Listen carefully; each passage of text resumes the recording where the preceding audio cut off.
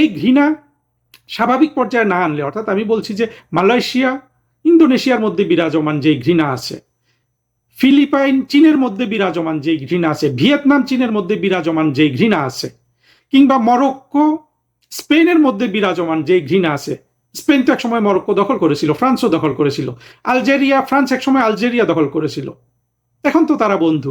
Algeria ফ্রান্সের মধ্যে যে পরিমাণ ঘৃণা এখন বিরাজমান, এরা সব পাশাপাশি রাষ্ট্র। আমাদের ভারত ঘৃণা, হিন্দু ঘৃণা অন্তত সেই পরিমাণ পর্যায়ে, সেই সহনীয় পর্যায়ে আসা পর্যন্ত বাংলাদেশের প্রতিটা মানুষের কানে কানে এই জিনিসটা আপনাদের বলতে হবে, একেবারে চোখে আঙ্গুল দিয়ে দেখিয়ে দিতে হবে। চোর বাটপারি ডিয়ট সে জুলকারনায়ন সাহের একসময় পিনাকির বন্ধু ছিল, সেইভাবে আবার বন্ধু হয়ে যাবে যদি পিনাকির সাথে তারা চলে যায়, যা পিনাকির যেটুক আধিপত্য আছে সেটা যদি মেনে নেয়। পিনাকি কেন জাহেদকে ভারতের দালাল বলে গালি দেয়, আমরা কখনো এটা কিন্তু চিন্তা করছি না। জাহেদ যেহেতু 24-এর জঙ্গি উত্থানের একজন নায়ক, সেজন্য আমরা ভাবছি যে পিনাকি যেহেতু গালি দিচ্ছে আমরা খুশি হই। এবং আমাদের সবার অজান্তে পিনাকি কিন্তু একটা ভীষণ বড় কাজ করে ফেলছে।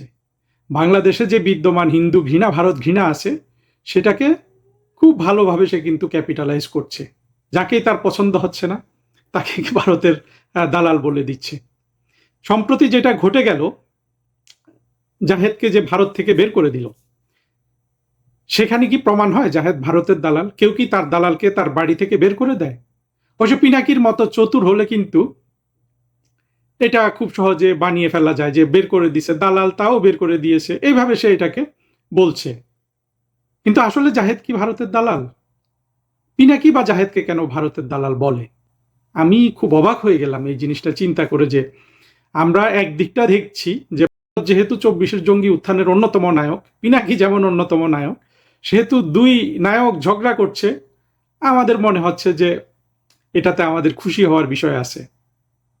কিন্তু আদতে কি ব্যাপারটা তাই? পিনাকি জাহেদকে ভারতের দালাল বলে এই জন্য যে ভারতের দালাল বলা এই কথাটা বাংলাদেশে অত্যন্ত কার্যকর। কাউকে যদি আপনার পছন্দ না হয় তাহলে কিন্তু ভারতের দালাল। পিনাকি জাহেদকে ভারতের দালাল বললেই কি জাহেদ মুক্তিযুদ্ধের পক্ষের শক্তি হয়ে যায়? আওয়ামী লীগের দালালও হয়তো বলছে, তাহলে কি জাহেদ আওয়ামী লীগের দালাল হয়ে যায়? যায় না। দেখুন, বাংলাদেশ ভারত দুটো পাশাপাশি রাষ্ট্র, একটা বড় একটা ছোট, এই বাস্তবতা সারা পৃথিবীতে বিদ্যমান, সারা পৃথিবীতে বিদ্যমান। আপনি কানাডা যুক্তরাষ্ট্রের কাছে যান, আপনি মেক্সিকো যুক্তরাষ্ট্র এই দুই দেশকে দেখেন, আপনি মালয়েশিয়া ইন্দোনেশিয়া এই দুইটা দেশকে দেখেন, আপনি সিঙ্গাপুর মালয়েশিয়া এই দুইটা দেশকে পাশাপাশি রেখে দেখেন, আপনি থাইল্যান্ড মালয়েশিয়া এই দুটো পাশাপাশি দেশকে দেখুন, ভিয়েতনাম চীন এই দুটো দেশকে পাশাপাশি দেখুন, ফিলিপাইন চীন এই দুটো দেশকে পাশাপাশি রেখে দেখুন, কিংবা এমনকি সৌদি আরব, আরব আমিরাত এদেরকেও পাশাপাশি রেখে দেখুন। আপনি দেখবেন যে বাংলাদেশ ভারতের মধ্যে যে সমস্যাগুলো বিদ্যমান, কি কি সমস্যা ধরেন, একটা সমস্যা হলো যে পানি বন্টনের সমস্যা, একটা সমস্যা হলো যে সীমানা ম্যানেজমেন্টের সমস্যা। সীমানা ম্যানেজমেন্টের সমস্যা যদি এটা এখন বাংলাদেশ আর ভারতের মধ্যে নাই, এটা প্রধানমন্ত্রী শেখ হাসিনা এবং প্রধানমন্ত্রী নরেন্দ্র মোদী সমাধান করেছিলেন, কিন্তু এই সমস্যা যে কোনো সময় আবার নতুন করে আসতে পারে। যেমন এই ভারতে যেসব বাংলাদেশি চোরাকারবারি বা যারা অবৈধভাবে ঢোকে তারা যেভাবে হত্যাকাণ্ডের শিকার হয়, সেটা দেখুন। এই ধরনের 2, 3, 5, 10টা সমস্যা যেই কোনো দুটি পাশাপাশি দেশের মধ্যে আছে। আপনি যতগুলো আমি উদাহরণ দিলাম, প্রতিটা দেশের মধ্যে এই সমস্যাটা আছে। কিন্তু কোনো দেশে, মনে করেন যে ফিলিপিন্স বা ভিয়েতনামের সাথে চীনকে তুলনা করেন, তাদের দক্ষিণ চীন সাগরের মালিকানা নিয়ে তাদের মধ্যে সমস্যা আছে। এখন ফিলিপাইন বা ভিয়েতনামের মানুষ যদি চীনকে বাংলাদেশে যেভাবে ভারত ঘৃণা সৃষ্টি করা হয় এইভাবে ঘৃণা সৃষ্টি করার কথা ফিলিপাইনি বা ভিয়েতনামিজরা কি ভাবতে পারে? তারা কখনো এটা ভাবতেই পারে না যে এই রকমের একটা ঘৃণা সৃষ্টি করা সম্ভব। কিভাবে এই ঘৃণাটা তৈরি হলো? এই ঘৃণাটার উৎস আমি বারবার বলেছি 1947 সালের দেশ বিভাগ। সেই দেশ বিভাগে হিন্দু মুসলমান দুই পক্ষই নির্যাতিত হয়েছে, এবং যেসব মুসলমান বিতাড়িত হয়েছে বা স্বইচ্ছায় পূর্ব পাকিস্তানে চলে এসে তাদের মধ্যে এই ঘৃণাটা আসছে স্বাভাবিকভাবে। তারপর 1971 সালে পাকিস্তানের পরাজয়, পূর্ব পাকিস্তানের হাতে পশ্চিম পাকিস্তানের পরাজয়, এটা এই দুই পরাজয়, এই পরাজয়ের প্রতিশোধ নেওয়ার জন্য যারা পাকিস্তানি মানসিকতার আছে তারা দেখলো যে বছরের পর বছর এই যে হিন্দু ঘৃণা, ভারত ঘৃণাকে যদি তারা কাজে লাগিয়েছে, সেইভাবে তারা সামাজিকভাবে বাংলাদেশের মানুষকে প্রস্তুত করেছে ওয়াজ নসিহত ইসলাম ধর্ম দিয়ে। কিন্তু দেখুন তো, সৌদি আরবে যদি আপনি দেখেন, সৌদি আরবে যে পরিমাণ আপনার হিন্দি মুভি দেখা হয়, আরব আমিরাতে যেভাবে হিন্দি মুভি দেখা হয়, এখন বাংলাদেশে যদি হিন্দি মুভি দেখার জন্য আপনি যদি ভারতকে বাংলাদেশের ভারত ঘৃণা ছড়ান যে বাংলাদেশে ভারতীয় হিন্দি মুভি দেখা হয়, এই জন্য বাংলাদেশের সার্বভৌমত্ব ভারত নিয়ে নিয়েছে, কালচারাল সার্বভৌমত্ব আগ্রাসন চালিয়েছে, এটা একটা অনুযোগ আছে না যে আমরা যেহেতু আমাদের উপর ভারত কালচারাল আধিপত্য চালাচ্ছে। এটা যদি সত্য হয় তাহলে তো সৌদি আরবের উপর ভারত কালচারাল আধিপত্য চালাচ্ছে, সংযুক্ত আরব আমিরাতের উপর ভারত কালচারাল আধিপত্য চালাচ্ছে, সেখানে তো হিন্দি মুভি আমাদের এখান থেকে বেশি জনপ্রিয়। চিন্তা করুন তো, পিনাকির মতো একজন সেভাবে ভারত ঘৃণা, হিন্দু ঘৃণা সৌদি আরবে বা আরব আমিরাতে ছড়াচ্ছে, ওকে সাথে সাথে শুলে ছড়িয়ে মেরে ফেলবে না?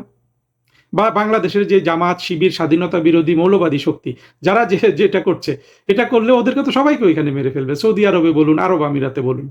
কোনো দেশে কিন্তু এই হিন্দু ঘৃণা, ভারত ঘৃণা যেভাবে আমরা এটা করি, পাশাপাশি আরেকটা দেশে করা হয় না। হ্যাঁ, আমরা এখানে মনে করতে পারি যে আমাদের ধর্ম যেহেতু ইসলাম, আমাদের ধর্মে যেহেতু কেউ কেউ এই প্রভিশন খুঁজে পায় যে হিন্দুদের ঘৃণা করতে হবে, সেটা তো সৌদি আরবেরও বাস্তবতা, মরক্কোর বাস্তবতা, মিশরের বাস্তবতা। মিশরের লোকজন তো তাদের যে খ্রিস্টান সম্প্রদায় আছে তাদেরকে এইভাবে ঘৃণা করে না।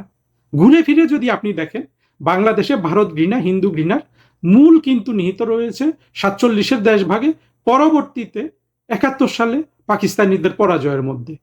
এই পরাজয় যারা মেনে নিতে পারে না, তারা কিন্তু আপনার ভারত বাংলাদেশের মধ্যে যেই স্বাভাবিক বিদ্যমান সমস্যাগুলো আছে সেগুলাকে আপনার ঘৃণায় পরিণত করেছে। আপনার মনে করেন সীমান্ত সমস্যা থাইল্যান্ড মালয়েশিয়ার মধ্যে আছে, আরো ব্যাপক, ইন্দোনেশিয়া মালয়েশিয়ার মধ্যে আছে, ফিলিপাইন চীনের মধ্যে আছে, ভিয়েতনাম চীনের মধ্যে আছে।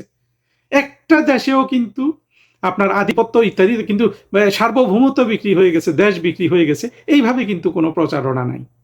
সহযোগিতা আছে, ব্যবসা বাণিজ্য আছে, কারণ ওই কোনো দেশে কিন্তু এই যতগুলা দেশের নাম বললাম, কোথাও কিন্তু আপনার স্বাধীনতা বিরোধী চক্রটা নাই আমাদের দেশে যেটা আছে। এই স্বাধীনতা বিরোধীরা এটাকে এত কার্যকর একটা অস্ত্র পেয়েছে যে ভারতের দালাল বলা, সাথে সাথে ওরা বুঝতে পারে যে বাংলাদেশের অলমোস্ট সমগ্র জনতা কিন্তু অ্যালার্ট হয়ে যায় যে হ্যাঁ, ভারতের দালাল হয়ে গেছে।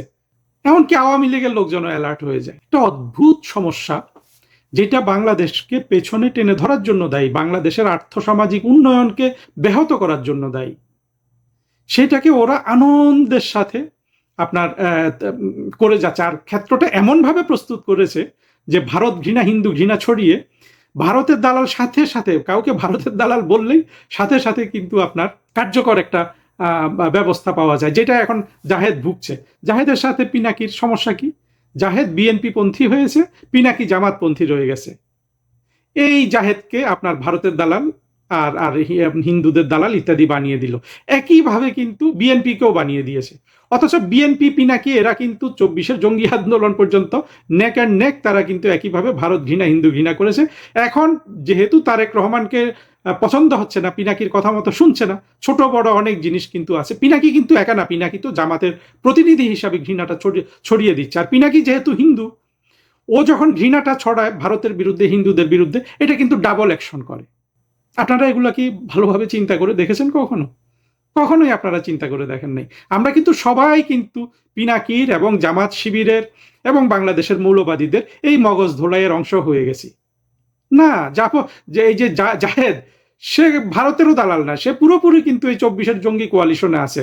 হয়তো সে এখন বিএনপির সাথে আছে, 2 দিন পরে সে কিন্তু জামাতের সাথে চলেও যেতে পারে। যদি সে জামাতের সাথে চলে যায়, পিনাকির কিন্তু সে আবার দোস্ত হয়ে যাবে, যেভাবে এক সময় ছিল, যেভাবে একসময় ফাহাম আব্দুল সাল্লাম পিনাকির বন্ধু ছিল, যেভাবে একসময় সে যাকে কচু খেতি পোত বালক বলে, সেই আন্তর্জাতিক চোর বাটপার ইডিয়ট, সেই জুলকারনায়ন সাহেব একসময় পিনাকির বন্ধু ছিল, সেইভাবে আবার বন্ধু হয়ে যাবে যদি পিনাকির সাথে তারা চলে যায়, যা পিনাকির যেটুক আধিপত্য আছে সেটা যদি মেনে নেয়।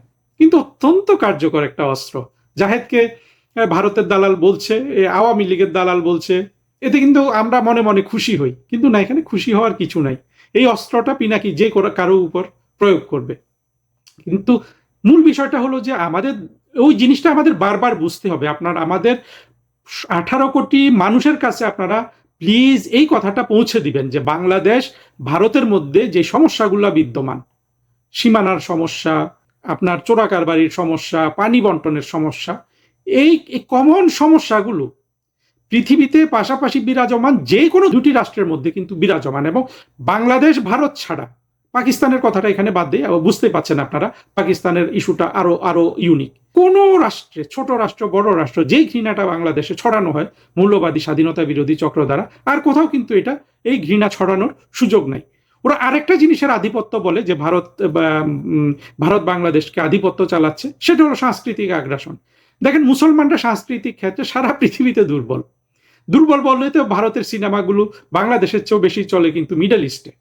সাংস্কৃতিক আগ্রাসন চলবে যদি আপনি সংস্কৃতিতে উন্নত তদর হতে না পারেন। আপনি যদি বোম্বাই নাচের চেয়ে বেটার নাচ আপনি যদি ঢাকায় না করতে পারেন, বোম্বাই নাচ আপনার দেখবেই, আপনার এই হুজুররাই তো দেখে।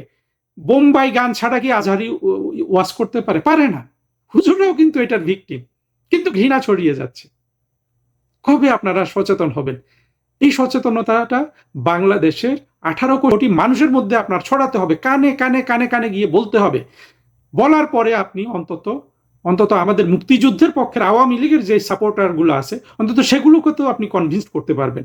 কারণ এই ঘৃণা স্বাভাবিক পর্যায়ে না আনলে, অর্থাৎ আমি বলছি যে মালয়েশিয়া ইন্দোনেশিয়ার মধ্যে বিরাজমান যে ঘৃণা আছে, ফিলিপাইন চীনের মধ্যে বিরাজমান যে ঘৃণা আছে, ভিয়েতনাম চীনের মধ্যে বিরাজমান যে ঘৃণা আছে, কিংবা মরক্কো স্পেনের মধ্যে বিরাজমান যে ঘৃণা আছে, স্পেন তো একসময় মরক্কো দখল করেছিল, ফ্রান্সও দখল করেছিল, আলজেরিয়া, ফ্রান্স একসময় আলজেরিয়া দখল করেছিল, এখন তো তারা বন্ধু।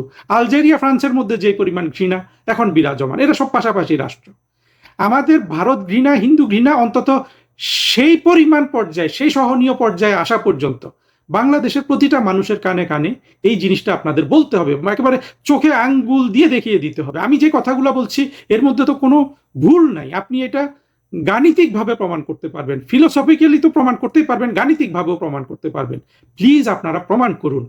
এই যে একটা ওষুধ ওরা পেয়ে গেছে, বাংলাদেশের মৌলবাদী স্বাধীনতা বিরোধী 71-এর পরাজিত শক্তি, যাকে পছন্দ হচ্ছে না তাকে ভারতের দালাল, এমনকি যারা মূলত বিএনপির পারপাস সার্ভ করছে এদের সবাইকে কিন্তু ভারতের দালাল বানিয়ে দিয়েছে পিনাকি। সেই মাসুদ কামাল কিংবা তুষার ওই যে একটু মোটা সোটা খুব সুন্দর করে কথা বলে, এমনকি দেখেন প্রথম আলো, ডেইলি স্টারের সম্পাদকগুলা, যারা মূলত বাংলাদেশের ওদের রাজনৈতিক পরিচিতিটা কি আছে, একটা হলো যে আমাদের মুক্তিযুদ্ধকে ঘৃণা করা। এটা ছাড়া ওরা যেহেতু মোটামুটি সেকুলার এবং নাস্তিক শ্রেণীর, ওরা আবার জামাতের সাথে ওদের একটা দ্বন্দ্ব আছে।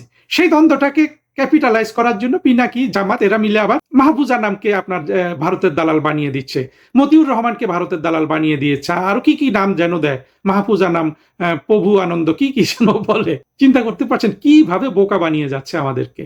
প্লিজ একটু সবাইকে বলুন, কানে কানে বলুন। যতক্ষণ আপনারা না বলবেন আমি কিন্তু এই জিনিসগুলো রিপিট করতে থাকবো।